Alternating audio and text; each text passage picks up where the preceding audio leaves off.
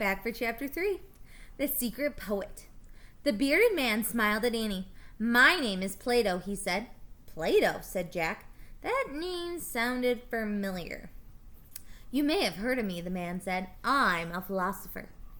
"What's that mean?" said Annie. "A lover of wisdom," said Plato. "Wow," said Annie. Plato smiled at her. "It's odd to see a girl walking so bravely through Olympia," he said. "You must be from far away." "We're Jack and Annie," said Annie, "and we are from Frog Creek, Pennsylvania. It's very far away." Plato looked puzzled. Annie turned to Jack. "I think we should show him our cards," she said in a low voice. "He is a lover of wisdom." Jack nodded. He reached into his bag and took out the secret library cards. He showed them to Plato. The letters M and L that stood for Master Librarians glittered on the cards. "Amazing!" said Plato. "I've never met such young Master Librarians. Why have you come to Olympia?" Jack pulled out the piece of paper with the title of the story. "We're looking for this story," he said. "Oh, yes," said Plato softly. "This was written by a brilliant poet, a friend of mine, in fact." "Do you know where the poet lives?" asked Jack. "Very near here," said Plato. "Will you take us there?" asked Annie. "Yes, but I must warn you. Never tell anyone who the poet is," said Plato. "It's a secret." "We won't," whispered Annie. Plato led them away from the outdoor theater.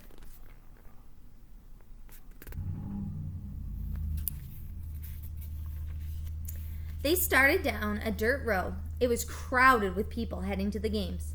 Plato stopped at the door of a sand-colored house with a brick roof. He opened the door and led Jack and Annie into an empty courtyard. "Wait here," he said. He disappeared through the doorway. Jack and Annie looked around. Rooms opened into a sunny courtyard.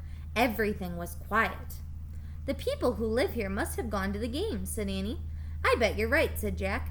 He pulled out the Greek book and found a picture of the house. He read aloud. Men and women lived in separate parts of a Greek house. Women spent most of their time spinning and weaving and taking care of the kitchen. Boys were sent away to school when they were 7. Girls were not allowed to go to school. "Girls can't go to school?" said Annie. "How do they learn to read and write?" At that moment, Plato returned. With him was a young woman dressed in a long tunic with a colored braid. She was holding the scroll. Annie smiled a big smile. "Finally, another girl," she said. "Jack and Annie, meet our secret poet," said Plato. Chapter 4. Not Fair. The young woman smiled at Jack and Annie. "How did you learn to read and write?" Annie asked. "I taught myself," the woman answered. "She wrote a poem and brought it to me," said Plato, "because I have written and told people that I think Greek girls should go to school and learn things." "Is that the poem?" said Jack. He pointed to the poet's scroll. "Yes," said the young woman. "It's a wonderful story," said Plato, "but she will get in trouble if it is read in our land. You must take it back to your faraway home where it will be safe."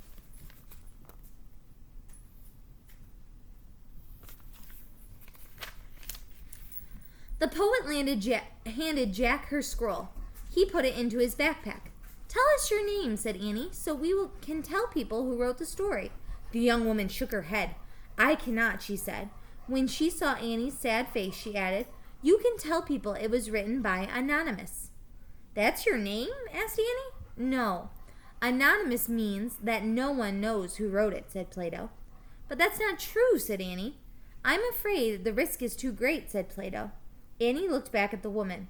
"I'm sorry," said Annie. "It's not fair, not at all." The poet smiled at her. "I am happy that you will take my story to your country," she said. "Perhaps someday women everywhere will write books just like men." "They will," said Jack. "I promise." The young woman looked at him puzzled. "It's true," said Annie. "Thank you, Annie," the young woman said. "And thank you, Jack." She bowed and hurried out to the courtyard. "Wait," said Annie. She walked to go after the poet, but Plato stopped her. "Come along," he said. "The games will start soon."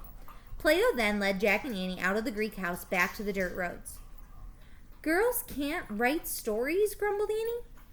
"They can't go to school. They can't be in plays. I've had enough of ancient Greece. Let's get out of here." "Wait," said Jack. "What about the Olympics?" "Oh, yeah," said Annie. Her eyes got brighter. I almost forgot. Well, said Plato slowly, I would like to take you both to the games. I have special seats in the viewing box. However, he looked at Annie. Don't tell me, she said.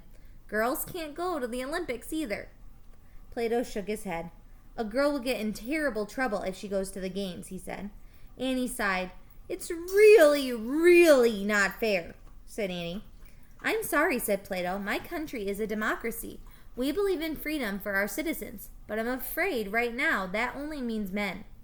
Annie's right. It's not fair, said Jack. I think we should go home now. No, Jack, you go to the Olympics, said Annie. At least you can tell me about it. Take notes. What about you? Jack said. I'll go back to that play at the outdoor theater, Annie said. Meet me there when you're done. Jack didn't want to leave Annie alone, but he also didn't want to miss the Olympics. Go, have fun, Annie said.